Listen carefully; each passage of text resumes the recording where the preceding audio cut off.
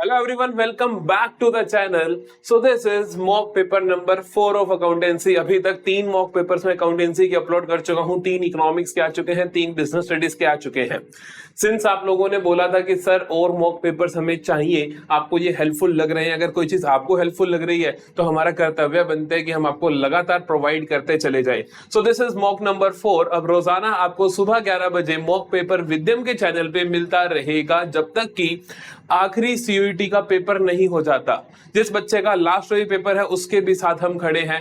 रोज के रोज आपको एक मॉक पेपर मिलता रहेगा accountancy, economics, business studies alternate days पे. शुरू करते हैं मॉक नंबर 4. फिर से वही पूरा का पूरा 50 क्वेश्चंस का एक मॉक पेपर जिसके अंदर हर तरीके के क्वेश्चंस होंगे, चाहे वो असर्शन रीजनिंग हो, चाहे वो मैच द फॉलोइंग्स हो, चाहे वो फिल इन द ब्लैंक्स हो, चाहे वो केस बेस्ड क्वेश्चंस हो. हर तरीके के क्वेश्चंस यहाँ पर होंगे और हम अपना टारगेट रखेंगे 40 से 50 मिनट के अंदर ये 50 के 50 क्वेश्चंस लगाने का. तो जल्दी से शुरू करते हैं. हर क्वेश्चन आपको खुद से सबसे पहले करना है, फिर मेरा आंसर चेक करना है. पहला क्वेश्चन है, pick the odd one out. Odd one out जो अलग है, salary due to manager of the firm. Manager को जो सैलरी देनी है ये आपका चार्ज अगेंस्ट प्रॉफिट है. दूसरा देखें, rent due to partner of the firm for using his premises, ये भी चार्ज अगेंस्ट प्रॉफिट है. ट्रांसफर ऑफ जनरल रिजर्व, ये एप्रोप्रिएशन ऑफ प्रॉफिट्स है. Interest allowed on a loan taken by firm from a partner, अगर हम firm ने loan लिया है पार्टनर से तो जो उसके ऊपर जो ब्याज होता है वो भी क्या होता है, चार्ज होता है. तो ऑड वन आउट क्या होगा मेरे पास, transfer of general reserve, because this is an appropriation और बाकी सारे मेरे चार्जेस हैं. अगला देखते हैं, नीमा, Diksha and Kusum were equal partners. They decided to change the profit sharing ratio to 4:3:2. पहले क्या थे, equal partners थे.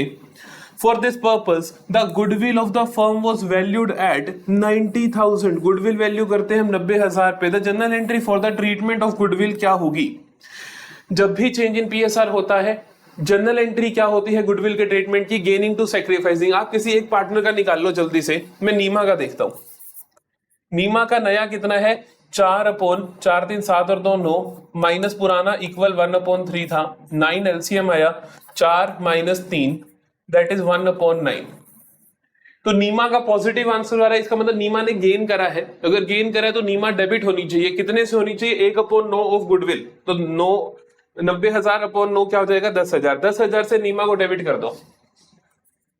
10,000 से नीमा को डेबिट कर दो. यहां नहीं है, यहां नहीं है, यहां नहीं है, सिर्फ यहां पर है. This is the answer.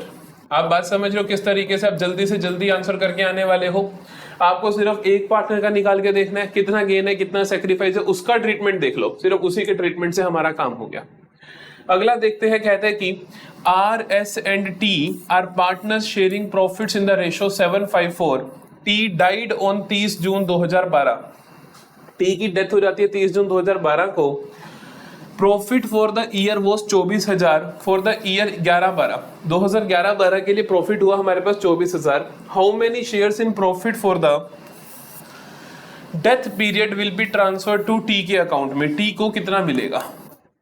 अब देखो, टी की डेथ हो रही है 30 जून 2012 को. अब बच्चा कंफ्यूज होगा, तो कंफ्यूज तो हो जाएगा कि 30 जून 2012 तक का कैसे निकालूं, पिछले साल का प्रॉफिट दे रखा है. तो इसका मतलब है पिछले साल के प्रॉफिट के बेसिस पे इस साल का प्रॉफिट अपने को देना है. पिछले साल का प्रॉफिट कितना है, पिछले साल का प्रॉफिट 24,000 है पूरे साल का. तो इस साल देखो 30 जून तक, अप्रैल मई जून 3 महीने का निकालोगे आप, तो 24,000 का 3 महीने का.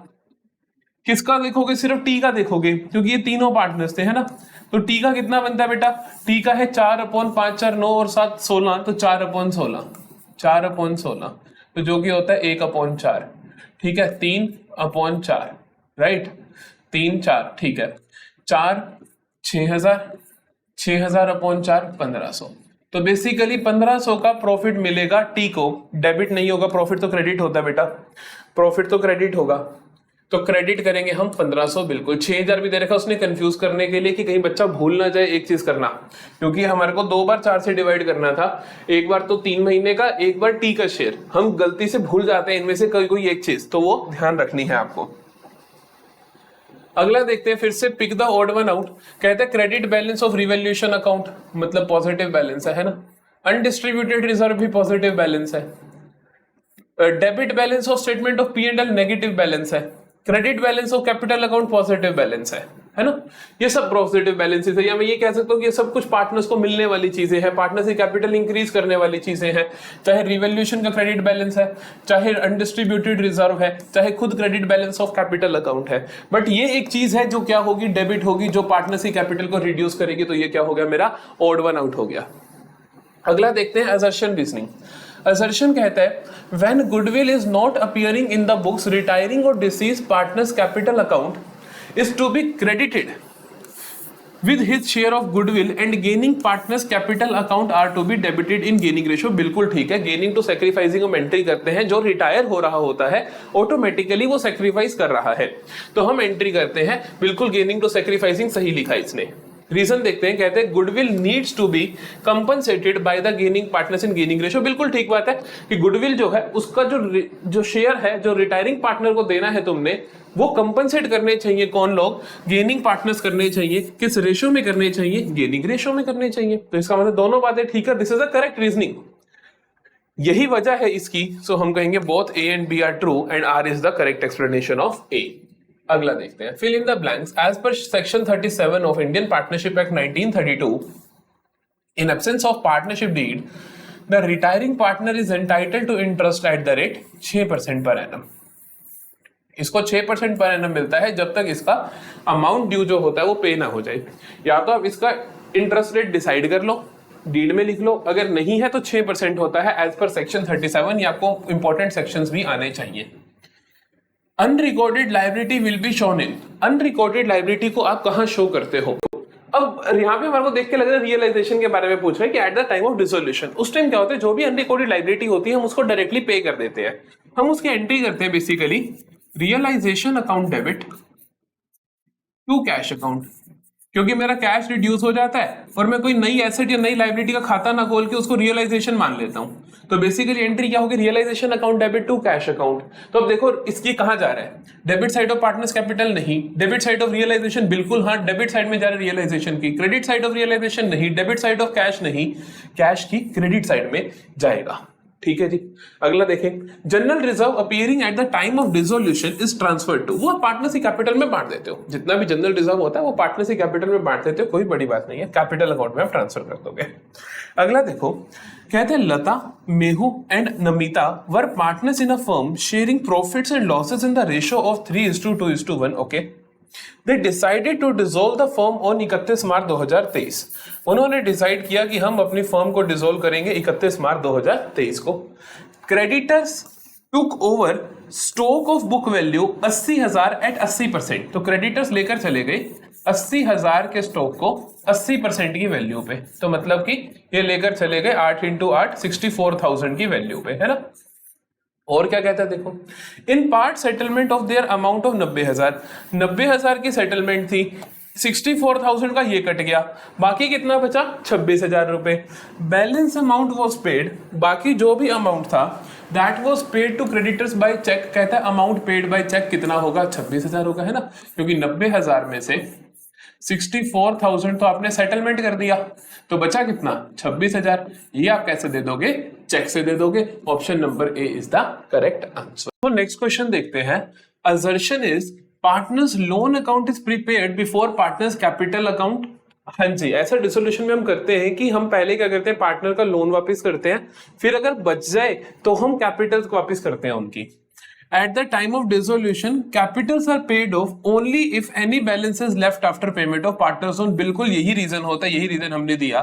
So assertion is right, reasoning is right, and that is the correct explanation। तो option number A, both A and R are true, and R is the correct explanation of A। अगला है फिर से fill in the blanks। क्या कहता है देखो, creditors of ₹30,000 and bills payable of ₹10,000 were due on average basis of 1 month after 31 मार्च 2023। बड़े ध्यान से समझना क्या है, कहते हैं कि दोनों पेमेंट्स मेरे को 40,000 की पेमेंट वर ड्यू, ये ड्यू थी on average basis 1 month after 31 मार्च 2023 की 31 मार्च 2023 के एक महीने बाद मेरे को ये पेमेंट्स करनी थी। ये सालाना पेमेंट होंगी, तो मतलब बेसिकली मैंने क्या करना था, 31 मार्च जब मेरा आ गया ईयर एंड, उसके एक महीने बाद मैंने ये पेमेंट करनी थी। But they were paid immediately on 31 March 2023 at the rate 6% discount per annum, the amount debited to realisation account will be. कहते हैं लेकिन हमने 31 मार्च को ही दे दी। अब जैसे मान लो मैंने किसी को पे करना था आज से 1 महीने बाद, लेकिन मैंने कहा मैं तेरे को आज ही दे देता हूं, तो वो बंदा कहेगा यार आपको मैं इतना डिस्काउंट देता हूं, तो सामने वाले बंदे ने हमारे को 6% पर एनम का डिस्काउंट दे दिया। सामने वाले बंदे ने क्या कर दिया, 6% पर एनम का डिस्काउंट दे दिया। तो ये 6% पर एनम का डिस्काउंट देने के बाद में उसको पेमेंट करूंगा, तो पेमेंट कितनी थी, 40,000 थी। तो 40,000 पे मेरे को उसने 6% का डिस्काउंट दिया, पर एनम के हिसाब से दिया। मैं 1 महीना जल्दी पेमेंट कर रहा हूं, तो मैं इसका क्या कर दूंगा, 1 महीने का निकाल लूंगा। तो ये आया 1, ये आया 2, ये 2 0 से 2 0 कैंसिल, 2 इंटू 200, तो 200 रुपए का डिस्काउंट मिला। तो मैं पेमेंट कितनी करूंगा, 30 + 10 40,000 में से 200 माइनस करके, दैट इज 39,800। समझ आती है बात। अगला देखो, Ankit Limited purchased furniture for 4,05,000 from Girish Limited. The payment was made by issue of equity shares of ₹10 each. How many shares are to be issued. कहता है अंकित लिमिटेड ने परचेज किया फर्नीचर 4,05,000 का, और उसने सामने वाले बंदे को पेमेंट करी 10 रुपए ईच इक्विटी शेयर इशू करके। How many shares are to be issued, कितने शेयर इशू किए होंगे। यहाँ पे उसने प्रीमियम पे तो करा नहीं है ना, 10 वाला 10 में इशू करा है, तो ये हो गया कैंसिल। तो बेसिकली 40,500 शेयर्स री इशू करे होंगे, 40,500 ऑप्शन नंबर बी। अगला कहता है व्हेन शेयर्स आर फॉरफिटेड, जब तुम शेयर को फॉरफिट करते हो, share capital account is debited with. Share capital को कितने से डेबिट करते हो, याद है मैंने तुम्हें इसकी मास्टर एंट्री करवाई थी, जो कॉन्सेप्ट वीडियो आई थी उसमें, कि शेयर फॉरफीचर के टाइम मास्टर एंट्री होती है share capital account debit, security premium account debit to call in arrear to share forfeiture. Share capital में वो अमाउंट आता था amount of capital called up, जितना तुम मांग चुके हो, तो called up value of shares. Security premium में डेबिट करते हो amount of premium not received, जो रिसीव नहीं हुआ। कॉल सिनेरियो में आप क्रेडिट करते हो जो भी टोटल पैसा रिसीव नहीं हुआ, और शेयर फॉरफीचर में क्रेडिट करते हो कैपिटल का जो हिस्सा रिसीव हो चुका है। तो ये आपको सारी चीजें पता होनी चाहिए। Eight the time of forfeiture of shares, share capital account is debited with. Repeat हो गया क्वेश्चन, बस थोड़ी भाषा बदल दी, वही कॉल्ड अप अमाउंट आएगा इसका आंसर भी। अगला देखते हैं, फिर से assertion reasoning. Preliminary expenses are not shown in the balance sheet. कहते हैं प्रिलिमिनरी एक्सपेंसेस को हम बैलेंस शीट में नहीं दिखाते हैं। बैलेंस शीट में कोई भी खर्चा नहीं आता, सिर्फ डेफर्ड रिवेन्यू एक्सपेंडिचर्स आते हैं, जिनको आप 1 से ज्यादा सालों में राइट ऑफ करने वाले हो। प्रिलिमिनरी एक्सपेंसेस को हम उसी साल राइट ऑफ कर देते हैं। तो बेसिकली ये मेरे बैलेंस शीट में नहीं आते। क्यों नहीं आते, क्योंकि preliminary expenses are written off in the same year. बिल्कुल, असर्शन भी ठीक, रीजन भी ठीक, और reason is the correct explanation. तो ऑप्शन नंबर ए। अगला देखते हैं फिर से। कहते हैं Madhusudan limited issued for subscription 2 lakh equity shares of 10 each payable 3 on application. It received 5,40,000 as application money. Full allotment was made to each applicant.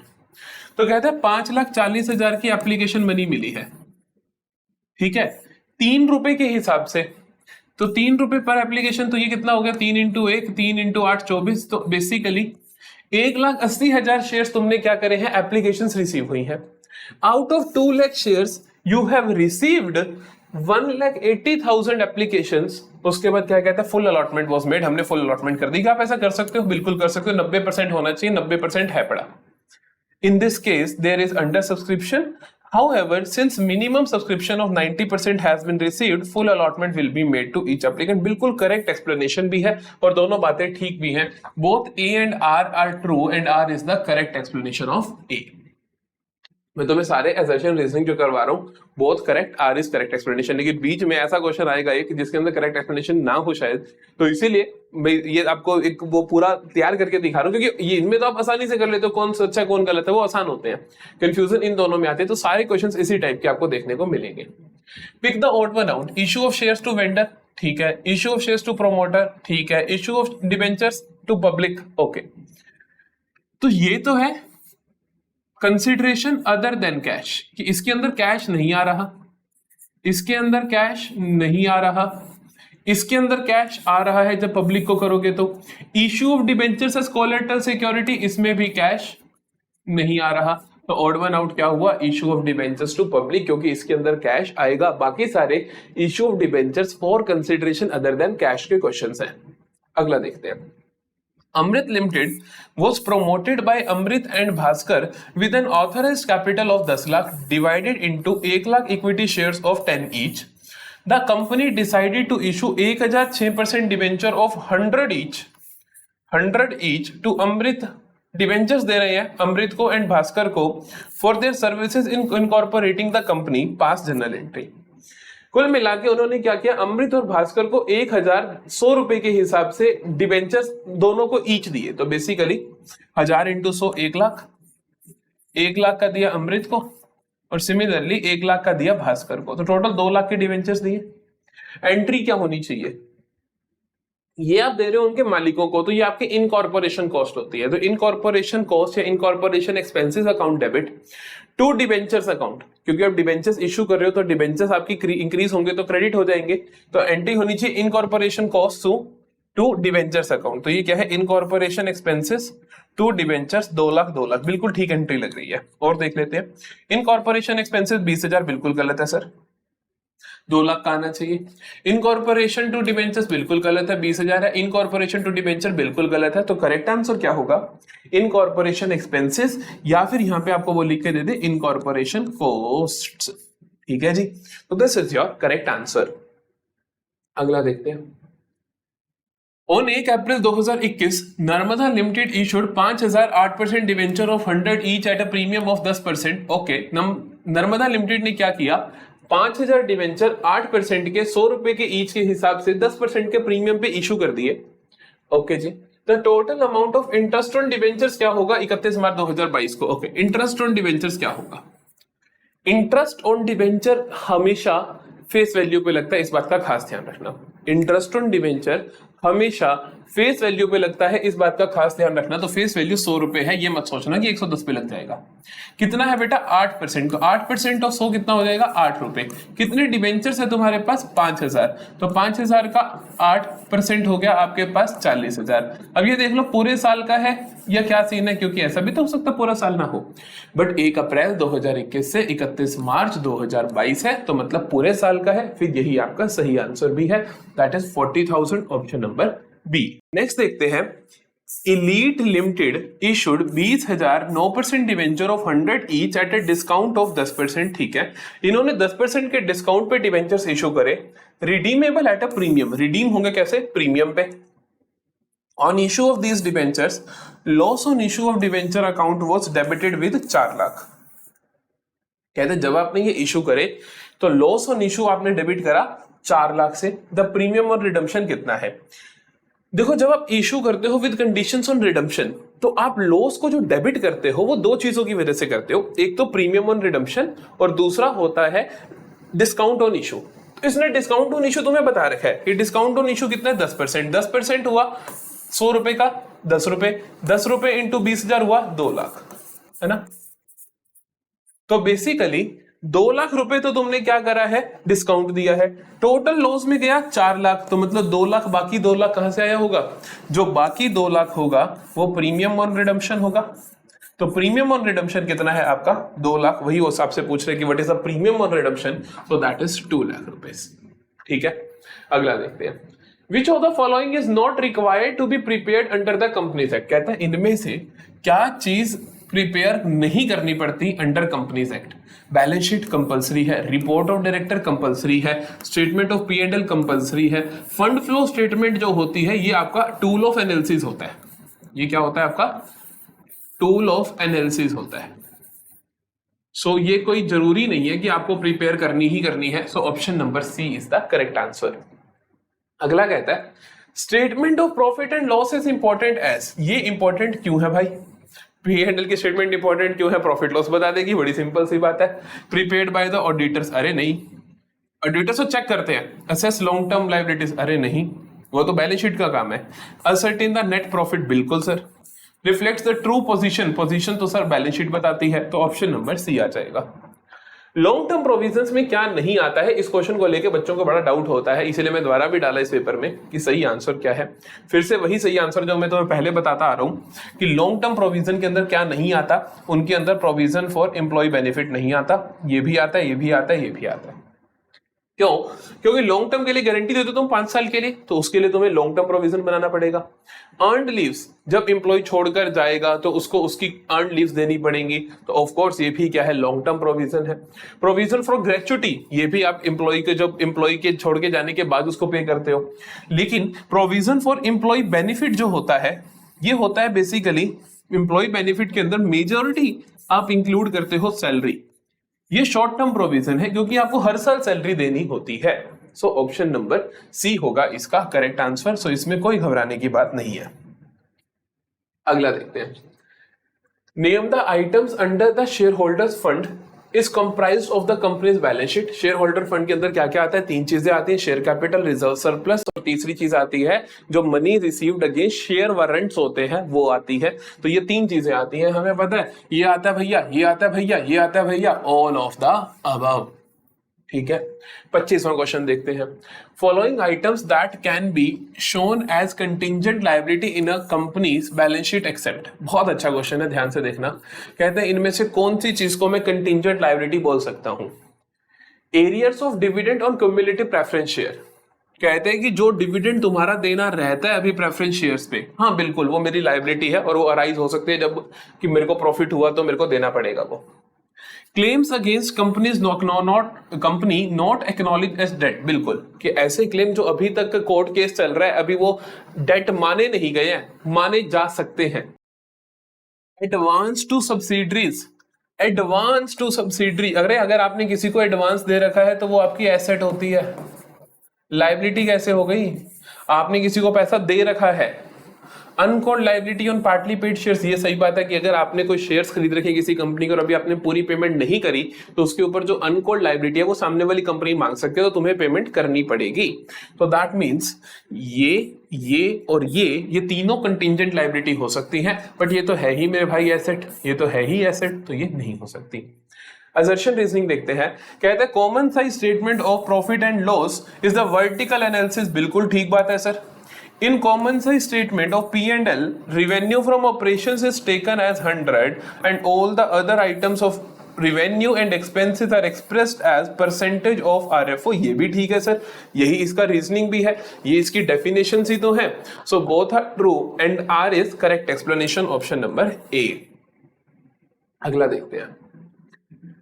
Comparative balance sheet provides information regarding progress of business firm. Comparative balance sheet यही तो बताती है, क्योंकि वो पिछले साल के साथ कंपेयर करती है इस साल के फाइनेंशियल इंफॉर्मेशन को, तो ऑफ कोर्स वो यही बताती है information regarding progress of business firm. What is the reasoning behind this? The comparative balance sheet shows increase and decrease in absolute terms as well as in percentage in various assets, liabilities and capital। बिल्कुल कहता है comparative balance sheet ही तो बताती है increase and decrease absolute terms से भी और percentage की terms में भी। बिल्कुल ठीक, अगेन दोनों ठीक है और वो उसकी correct explanation भी है, तो ऑप्शन नंबर ए आपका आंसर होगा। अगला देखते हैं, ये भी अच्छा क्वेश्चन है। Insurance claim received by Ashok company limited of 5 lakh for loss of machinery. Insurance claim जब भी होता है बेटा, आपको ध्यान रखना चाहिए वो किस चीज के ऊपर मिल रहा है। जैसे यहां पर मेरे को इंश्योरेंस क्लेम मिल रहा है मशीनरी पे, तो मशीनरी क्या है? मशीनरी आपकी इन्वेस्टिंग एक्टिविटी है, तो ये आपका इन्वेस्टिंग एक्टिविटी में कैश इनफ्लो होना चाहिए। Due to theft will be recorded in cash flow statement in which of the following manner. देखो ये आपकी ना एक्स्ट्रा ऑर्डिनरी इनकम में भी आ रही होगी, तो जब आप net profit before tax and extra ordinary items निकालते हो for the calculation of operating activities, वहां पे आप इसको माइनस करोगे और इनफ्लो एज इन्वेस्टिंग एक्टिविटी में आप इसको ऐड करोगे। तो अगर आपको देखो एक तो बहुत पहले वाला अगर बाई चांस नहीं भी आता है तो बहुत बेसिक है ना कि इन्वेस्टिंग एक्टिविटी में कैश इनफ्लो के रूप में हम इसको देख रहे होंगे, ये तो पक्का ही है, इसमें तो कोई हर्ज ही नहीं है। तो देख लो कहां पर है। कहते हैं कि यहाँ तो नाम ही नहीं है, यहाँ भी ऑपरेटिंग, यहाँ भी ऑपरेटिंग, नहीं भैया इन्वेस्टिंग में तो जाएगा, ये तो गारंटी है मेरी। यहाँ पे ऑपरेटिंग आउटफ्लो नहीं है सर, इनफ्लो है, क्लेम मिल रहा है। ऑपरेटिंग नहीं, अरे यही होगा, देख लेते हैं। इनफ्लो अंडर इन्वेस्टिंग एक्टिविटी, मतलब तुमने सिर्फ एक चीज सही पहचान ली, उसकी वजह से भी सवाल ठीक हो गया। दूसरी अगर आप क्रॉस चेक करके रीड कर सकते हो कि सब्ट्रैक्ट करोगे ऑपरेटिंग में, बिल्कुल as an extraordinary item आप इसको माइनस कर दोगे। सॉर्टेड है भाई, बिल्कुल सिंपल है। अगला देखें, Which of the following is not a non cash transaction. कहता है कौन सी नॉन कैश ट्रांजेक्शन नहीं है, मतलब कौन सी कैश ट्रांजेक्शन है ये बता दो। कौन सी नॉन कैश ट्रांजैक्शन नहीं है का मतलब है ये बता दो कौन सी कैश ट्रांजैक्शन है। इश्यू ऑफ बोनस शेयर में कोई कैश नहीं आता सर, हम पुराने शेयर होल्डर्स की वैल्यू बढ़ा देते हैं। Issue of equity share for consideration other than cash, कोई कैश नहीं आता सर। पेमेंट ऑफ वेजेस बिल्कुल कैश आता है सर। डेप्रिसिएशन में कोई कैश नहीं जाता सर। डेप्रिसिएशन में कोई कैश का लेन देन नहीं होता, हम सीधे कह देते हैं ये बोर्ड 2 लाख का था, अब ये 1.5 लाख का रह गया। कोई पैसा थोड़ी दिया मैंने किसी को 50,000, समझ गए। So this is payment of wages. In cash flow statement an item of interest is shown in, कहते हैं जो इंटरेस्ट की आइटम होती है, इंटरेस्ट कहां कहां जाता है। फिर से कंट्रोवर्शियल क्वेश्चन है, बहुत ध्यान से सुन लेना, इसका सही आंसर क्या है। आइटम ऑफ इंटरेस्ट तीनों जगह जाती है। मैं आपको बता दूं, जैसे कि जब आप ऑपरेटिंग एक्टिविटी देखते हो, ऑपरेटिंग एक्टिविटी देखते हो तो ऑपरेटिंग एक्टिविटी के अंदर अगर मैं किसी ऐसे बिजनेस की बात करूं जैसे कि मैं कहूं बैंक की, बैंक के लिए इंटरेस्ट का लेन देन ऑपरेटिंग एक्टिविटी है।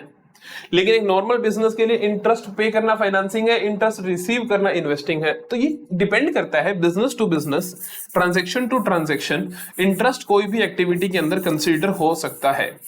तो option number A, B and C is the correct answer. ये क्वेश्चन आपको कहीं मिलेगा नहीं, जरूर कर लेना, बहुत इंपॉर्टेंट है। अगला देखो, sale of fixed asset is return under the investing activity. अगर तुमने फिक्स्ड एसेट बेच दी तो वो एक इन्वेस्टिंग एक्टिविटी है, बिल्कुल ठीक बात है ना, बिल्कुल ठीक बात है। Sale of fixed asset leads to inflow of cash, कहते हैं जब आप एक एसेट को बेचते हो तो कैश का इनफ्लो होता है, ये भी ठीक बात है। पर क्या ये इसका रीजन है?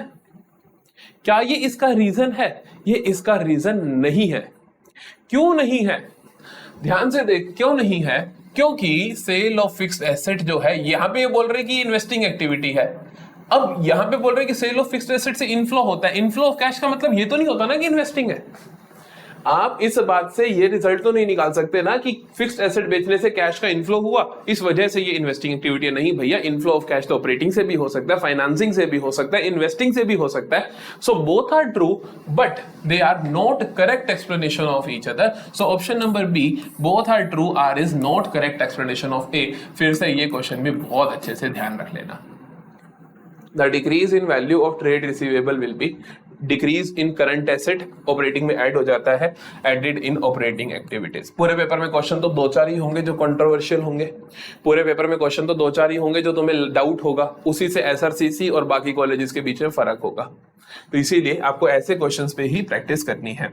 A short term investment of ₹20,000 is sold at par, it will result in, आपने एक शॉर्ट टर्म इन्वेस्टमेंट बेच दी, इससे कैश का कैसा फ्लो होगा? पॉजिटिव, नेगेटिव, नो फ्लो, क्या होगा? शॉर्ट टर्म इन्वेस्टमेंट हम बोलते हैं मार्केटेबल सिक्योरिटीज को, ध्यान रखना, किसको बोलते हैं हम? मार्केटेबल सिक्योरिटीज को हम बोलते हैं शॉर्ट टर्म एसेट्स, ठीक है। तो मार्केटेबल सिक्योरिटी जब कैश में बिक जाती है तो that is conversion of cash and cash equivalent का आपस में।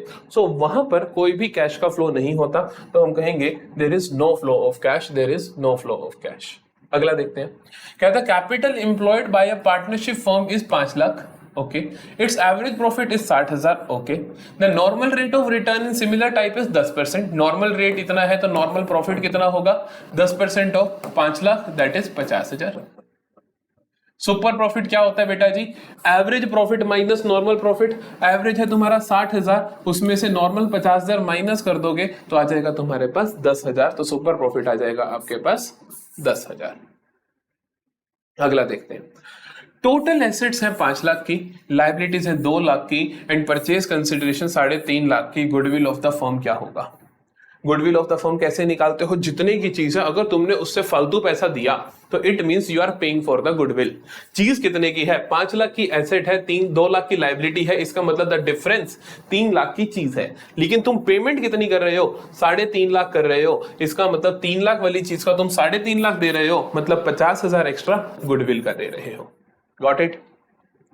अगला देखते हैं, The debt equity ratio of a company is 2:1. Which of the following transaction will increase the debt equity ratio? देखो debt equity ratio को बढ़ाना है तो मतलब debt equity ratio का फॉर्मूला क्या है? Debt upon equity।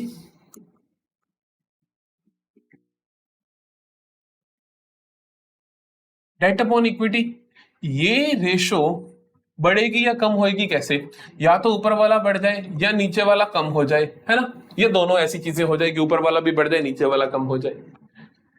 Issue of shares करने से नीचे वाली चीज बढ़ जाएगी, उससे रेशो उल्टा रिड्यूस होगी। इशू ऑफ बोनस शेयर से फिर से नीचे वाली चीज बढ़ जाएगी, उल्टा रेशो रिड्यूस हो जाएगी।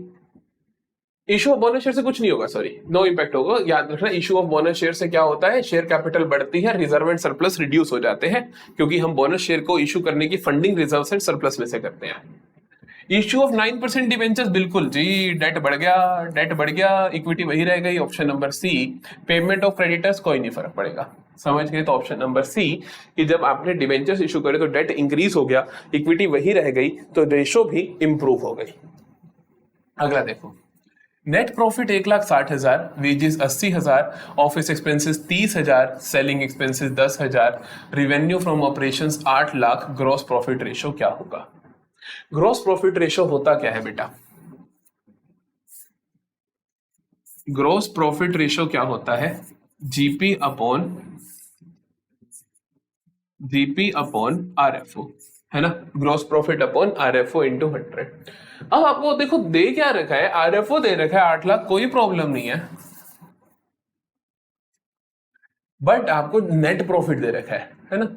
नेट प्रॉफिट कैसे निकलता है? नेट प्रॉफिट निकलता है ग्रॉस प्रॉफिट में से भी बाकी खर्चे माइनस करने के बाद नेट प्रॉफिट आता है, तो मेरे को वापस से ऐड करने पड़ेंगे। नेट प्रॉफिट कैसे निकला? देखो, नेट प्रॉफिट निकला सर जीपी माइनस खर्चे। जीपी कैसे निकलेगा? नेट प्रॉफिट प्लस खर्चे, क्योंकि खर्चे इधर आके ऐड हो जाएंगे, तो नेट प्रॉफिट में खर्चे जोड़ दो। खर्चे क्या क्या? वेजिस को जोड़ोगे? वेजिस को नहीं जोड़ेंगे, क्यों? क्योंकि वेजिस तो जीपी में भी माइनस होते हैं, क्योंकि वो डायरेक्ट एक्सपेंस है। ऑफिस एक्सपेंस को जोड़ेंगे, सेलिंग एक्सपेंस को जोड़ेंगे, 40,000 जोड़ेंगे। 1,60 में 40,000 जुड़ा तो आया मेरे पास 2 lakh.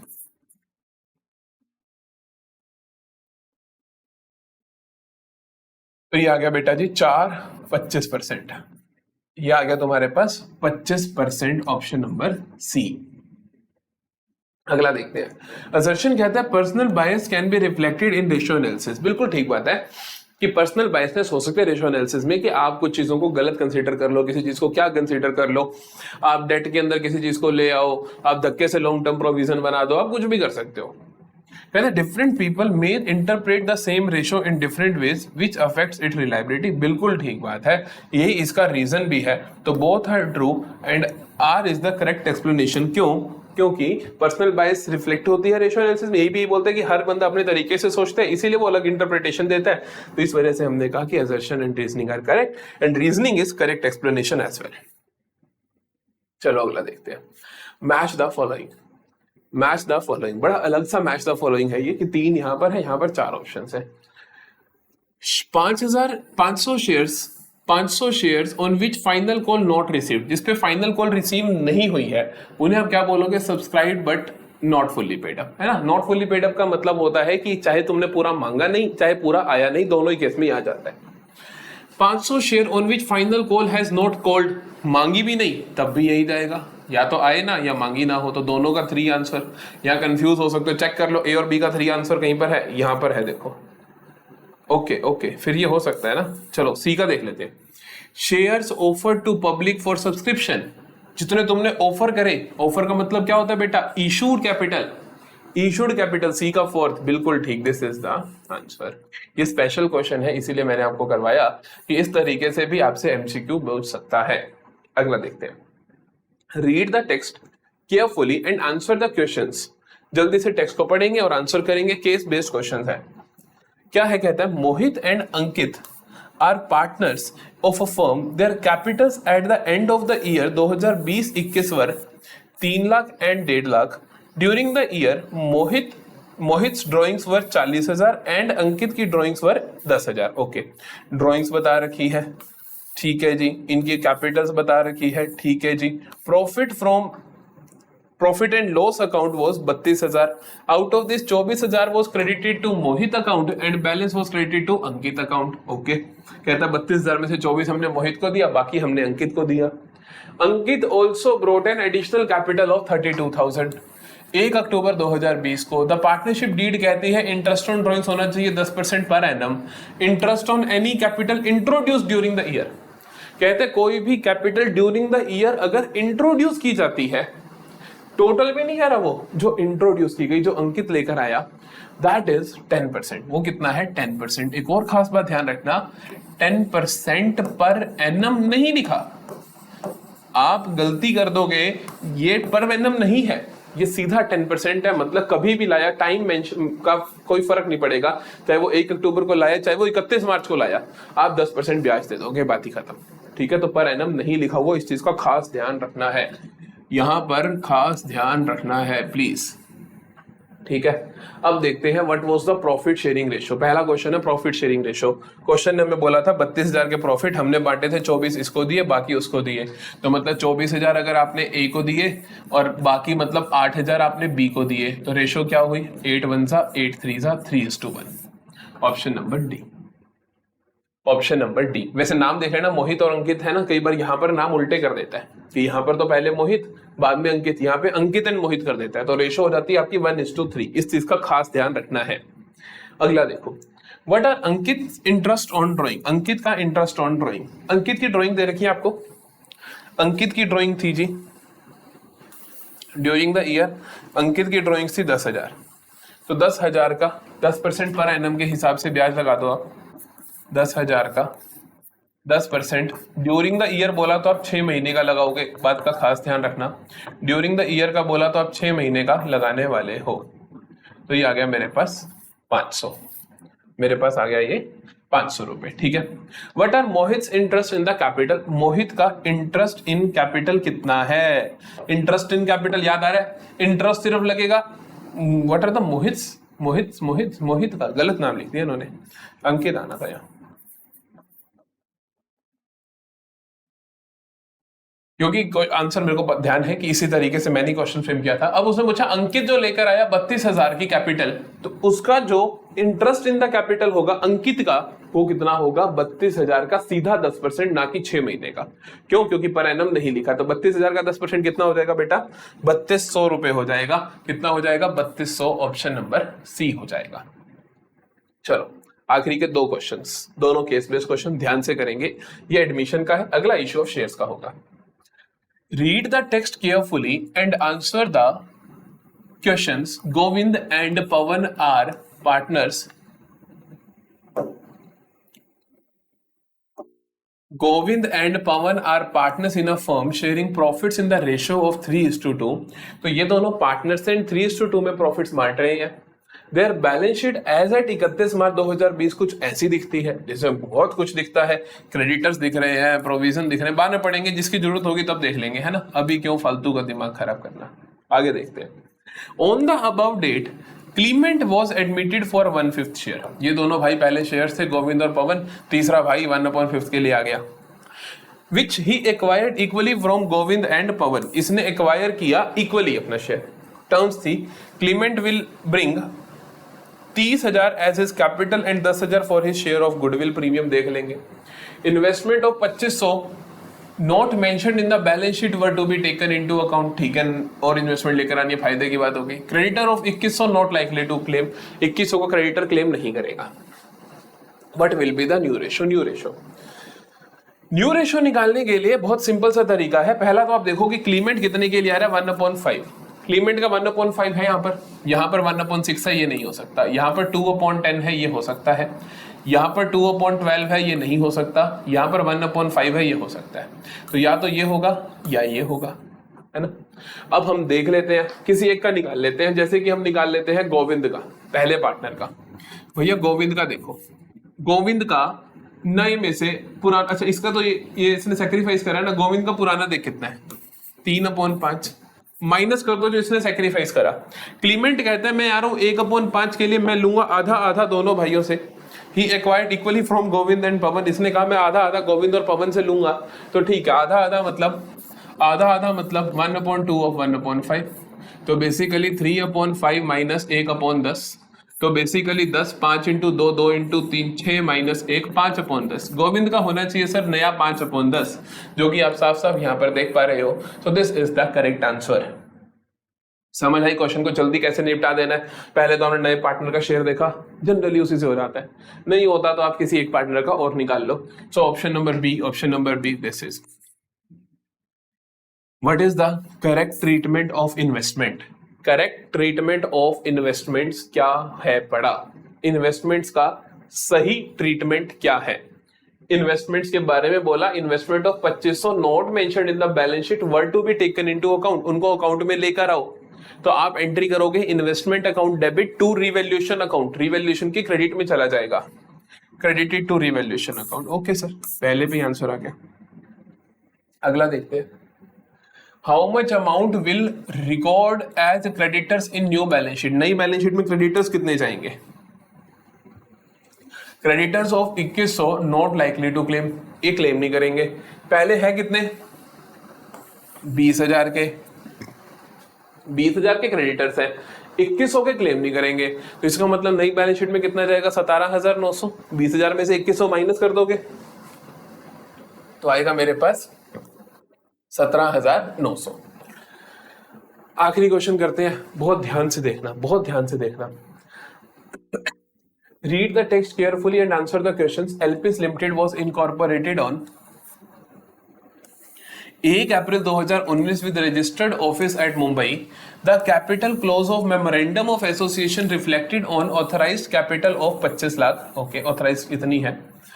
Equity shares being 1.5 lakh of 10 each. तो equity है मेरे पास 1,50,000 of 10 each. इसको हम थोड़ा अच्छे से लिख लेते हैं ताकि हमारे को ना कोई दिक्कत ना आए। 1,50,000 ऑफ 10 ईच। फिर कहता है हमें and preference shares capital being 10,000 shares of 100 each. और प्रेफरेंस के लिए क्या बोल रहा है बेटा? ये कहता है सर 10,000 शेयर्स ऑफ 100 ईच। कोई प्रॉब्लम नहीं है। The promoters of the company were compensated bye issuing 1,000 equity share for their efforts in the project. इनको 1000 इक्विटी शेयर तुमने दे दिया प्रोमोटर्स को, ये तुम्हारा ऑथराइज कैपिटल है। अब तुमने दिया 1000 तो दिए प्रोमोटर्स को, ठीक है। और क्या कहते हैं?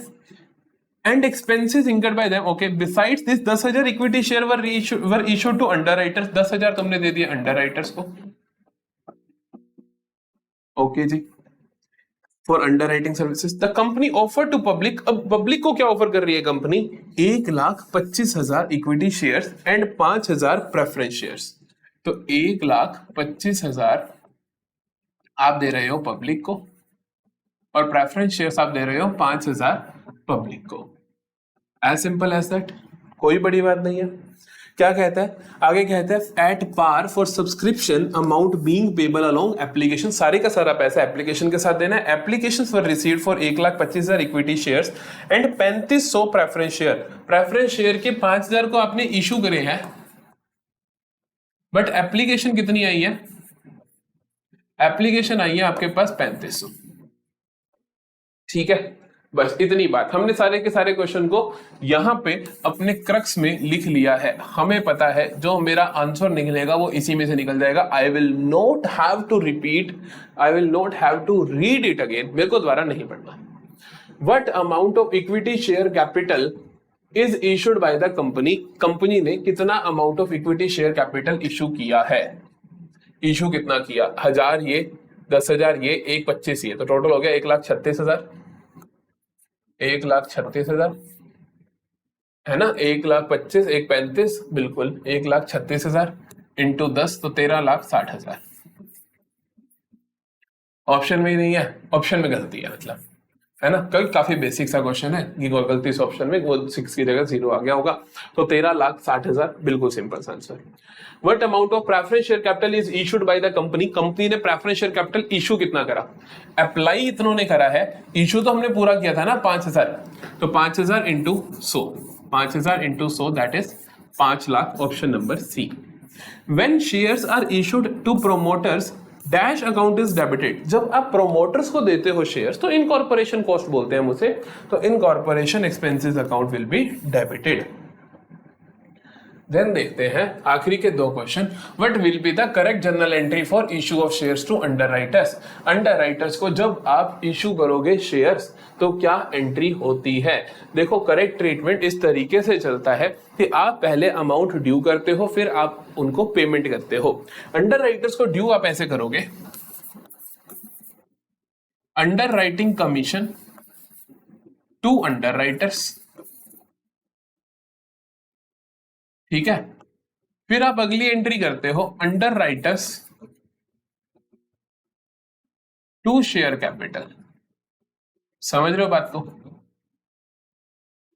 यही एंट्री करोगे ना कि आप पहले क्या करोगे, what will be the condition for issue of shares. अब उसने पूछा, देखो हम पहले क्या करते हैं, अमाउंट ड्यू करते हैं, फिर हम शेयर्स इशू करते हैं। तो इशू करने की एंट्री क्या है, शेयर्स को इशू करने की एंट्री है underwriters to share capital, option number B. कहीं जगह पे आप देखोगे इसका आंसर ये दिया गया है, जो कि गलत है। ये तो ड्यू करने की एंट्री है सर। आप उनको जब इशू कर दोगे तो उसकी एंट्री ये होने वाली है underwriters to share capital. Last question, total application amount receive. Total application पे कितना पैसा रिसीव हुआ तुम्हें, कितना पैसा रिसीव हुआ तुम्हें? तुम्हें 1,25,000 इनका मिला और 3,500 इनका मिला, है ना। तो 1,25,000